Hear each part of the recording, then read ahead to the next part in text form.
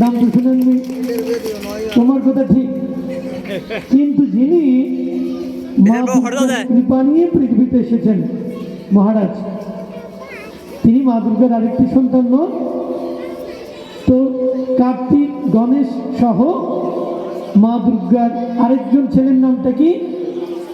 শ্রীমৎ স্বামী তাপসানন্দ গিরি মহারাজ। এখন থেকে আমরা মুখস্থ করব, ঠিক আছে? মায়েরা ক্ষমা করবেন, আমরা আপনাদের পেটে গর্ভে কয় মাস ছিলাম? 9 মাস 10 দিন।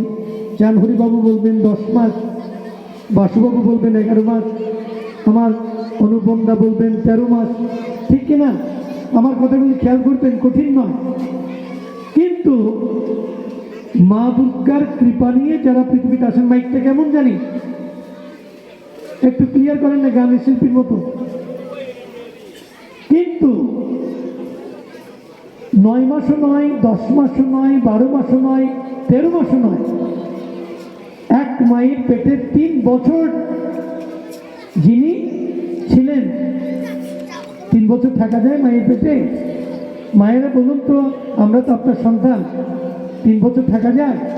কিন্তু এই আনোয়ারাতে এক মায়ের গর্ভে 3 বছর ছিলেন এক সন্তান। তার নাম কি? তার নাম শ্রীমৎ স্বামী তাপসানন্দ গিরি মহারাজ। আশ্চর্যজনক হলো সত্য, পুরো 3 বছর সূক্ষ্ম দেহে মায়ের গর্ভে যিনি ছিলেন তিনি হলেন শ্রীমৎ স্বামী তাপসানন্দ গিরি মহারাজ। আশ্চর্য না? বিশ্বাস হবে? বাবা ছিলেন বাইরে, শিশু রঞ্জন মিত্র, কি বলেন অনুপমদা? তিনি বাইরে ছিলেন। 3 বছর পরে যখন আসলেন, তার স্ত্রীর গর্ভধারণের কথা শুনে তিনি রীতিমতো আশ্চর্য হলেন, অবিশ্বাসের পাত্রী হয়ে দাঁড়ালেন তার স্ত্রী। কেন? কারণ তিনি তো এই 3 বছর এখানে ছিলেন না, বাইরে ছিলেন, অফিসের কাজে পালিয়েছিলেন।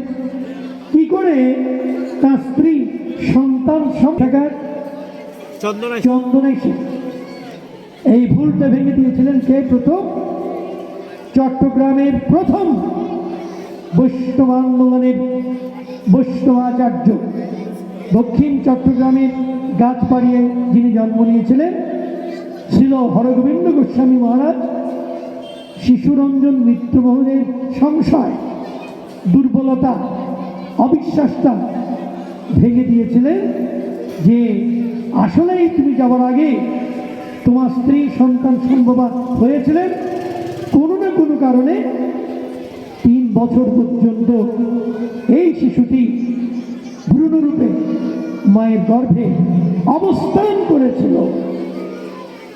জন্ম নেওয়ার পরে প্রথম যার কাছ থেকে তাপসানন্দ গিরি মহারাজ দীক্ষা নিয়েছিলেন বৈষ্ণব ধর্মমতে, তিনি হলেন বৈষ্ণবাচার্য শ্রীল হরগোবিন্দ গোস্বামী মহারাজ। তার স্মৃতির প্রতি শ্রদ্ধা জানাই, ঠিক আছে? পরে তিনি জ্ঞান মার্গে দীক্ষা নিয়েছেন কার কাছ থেকে? কার কাছ থেকে? শঙ্কর মঠের প্রাণাধীশ ব্রহ্মলীন শ্রীমৎ স্বামী জ্যোতিশ্বরানন্দ গিরি মহারাজের কাছ থেকে। প্রথম দীক্ষাচার্য হরগোবিন্দ গোস্বামী, যাকে প্রেম ধর্মে দীক্ষা দিয়েছিলেন। শেষে জ্ঞান মার্গে দীক্ষা নিয়েছিলেন স্বামী জ্যোতিশ্বরানন্দ গিরি মহারাজের কাছ থেকে। এখানে একটা ছবি দেখেছেন, ছবিটা হলো অনেক পুরনো, আমি চশমা নিয়েও দেখতে পাচ্ছিলাম না, লাইট দিয়ে দেখেছি। 1998 সালে যখন হরিদ্বার কুম্ভ মেলা হচ্ছিল, এখন কোথায় চলছে কুম্ভ মেলা? প্রয়াগরাজে। 144 বছর পরে এই কুম্ভ মেলা হচ্ছে ভারতের প্রয়াগরাজে। 144 বছর পরে আবার হবে। কতদিন বাঁচবেন? হ্যাঁ, সৌভাগ্যবান হলে আপনারা বেঁচে থাকবেন। লাইন যখন দেখি নাগা সন্ন্যাসী তাদের মতো কি চমৎকার লীলা প্রদর্শন করছেন, আমরা লাইভ প্রণাম জানাই।